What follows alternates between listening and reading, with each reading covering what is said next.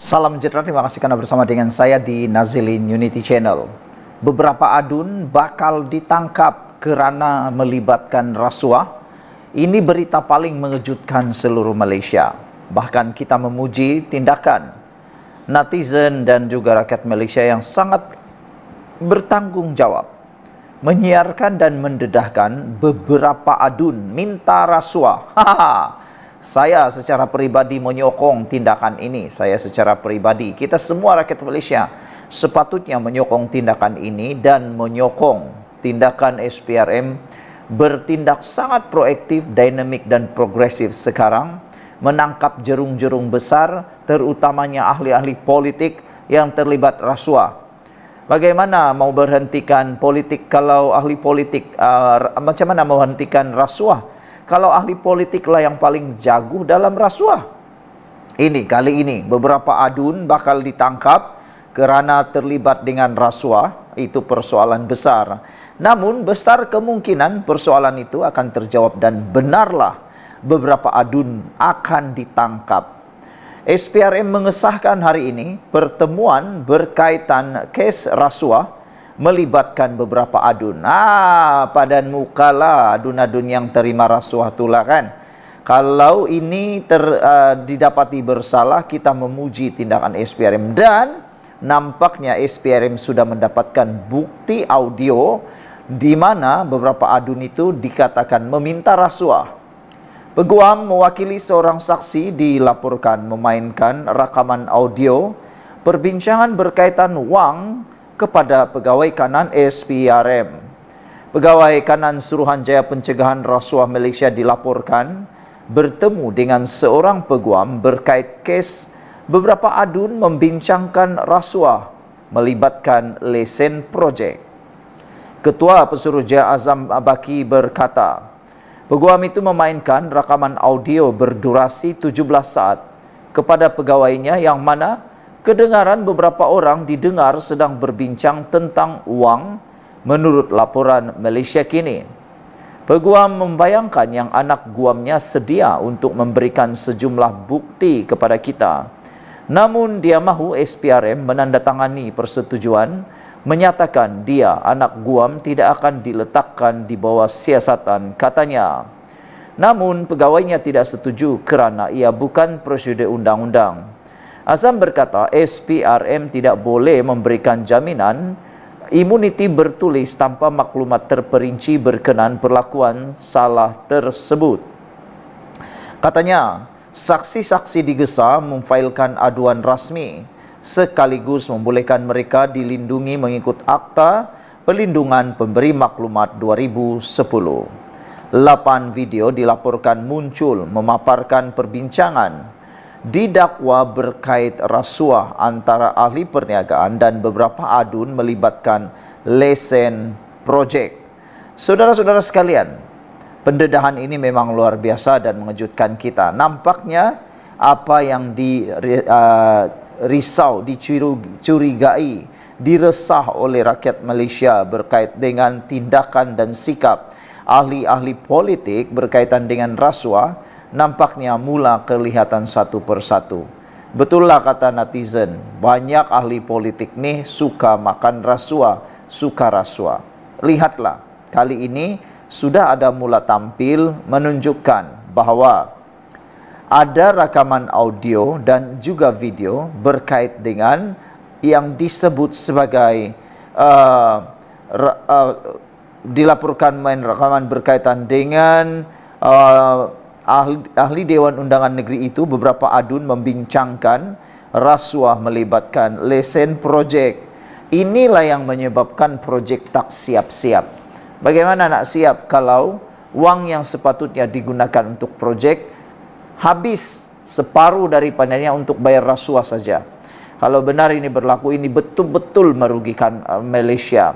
Kita berharap supaya SPRM jangan melengah-lengahkan lagi siasatan ini dan berikan pengajaran kepada semua ahli politik supaya tidak makan rasuah, tidak main rasuah, dan paling penting lagi, ingat-ingatlah, mungkin anda dalam radar SPRM.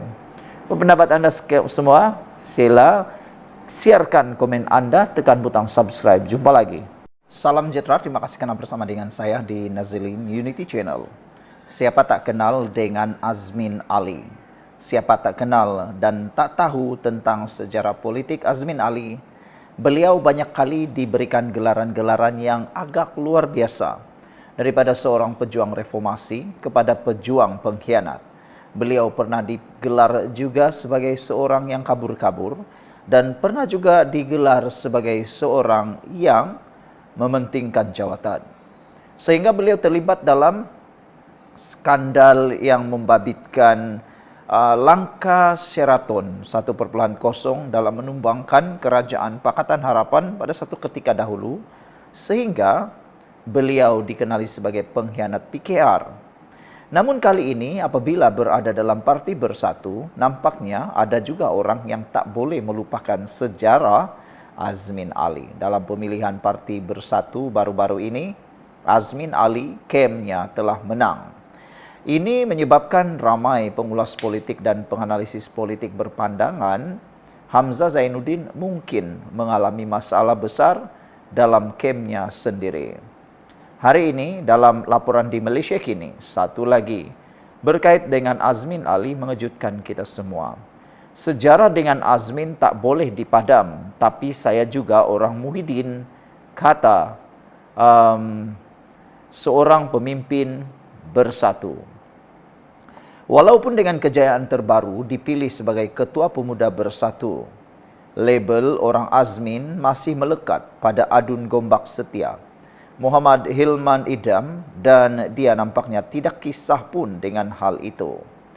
Ahli politik berusia 39 tahun itu menyorot bahawa dia memulakan kerjayanya dalam politik 16 tahun lalu sebagai penulis ucapan Muhammad Azmin Ali dan kemudiannya sebagai setiausaha politik adun Hulu Kelang itu. Pada masa itu, Azmin juga sedang membina namanya dalam PKR. Pertama kali dipilih sebagai timbalan presiden parti itu pada tahun 2010 dan 4 tahun kemudian dinamakan sebagai Menteri Besar Selangor bagi menggantikan Khalid Ibrahim yang meletakkan jawatan ekoran politik dalaman. Sejarah saya dengan Azmin tidak boleh dipadam, kata bekas timbalan Ketua Pemuda PKR itu dalam wawancara dengan Mingguan Malaysia.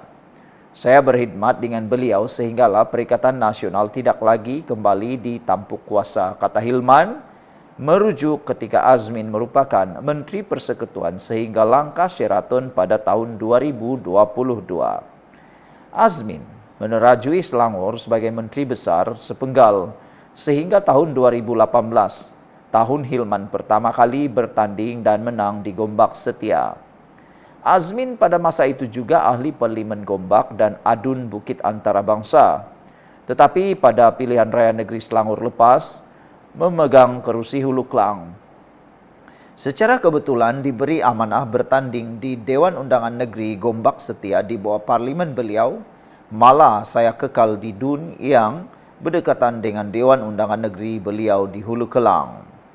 Untuk kita terus maju ke hadapan, kata Hilman, kita tidak perlu bersifat apologetik terhadap perkara ini, katanya. Hari ini di dalam Bersatu, saya bukan orang Muhammad Azmin sahaja, tetapi saya juga orang Muhyiddin, katanya. Sebab itu saya sentiasa tegaskan, di dalam perjuangan ini, kita harus punya idealisme, prinsip jelas dan setia kepada pemimpin, dan Muhammad Azmin Ali salah seorang pemimpin dalam Bersatu, katanya.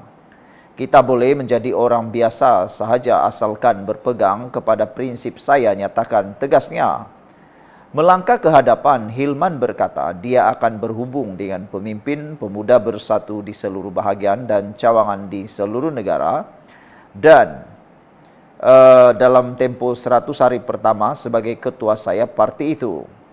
Pemilihan Bersatu bulan lalu berakhir dengan pasukan kompromi Presiden Parti Muhyiddin yang terdiri daripada Ronald Kiandi, Muhammad Razi, Muhammad Jadin dan Ahmad Faizal Azumu dipilih sebagai naib presiden. Pemimpin yang sealiran dengan Azmin yang sering digelar kartel juga dipilih menjawat jawatan dalam majlis tertinggi. Apakah dengan ini akan mewujudkan lebih perpecahan dalam Parti Bersatu? Saudara-saudara sekalian, tinggalkan komen Anda untuk isu kali ini. Jumpa lagi.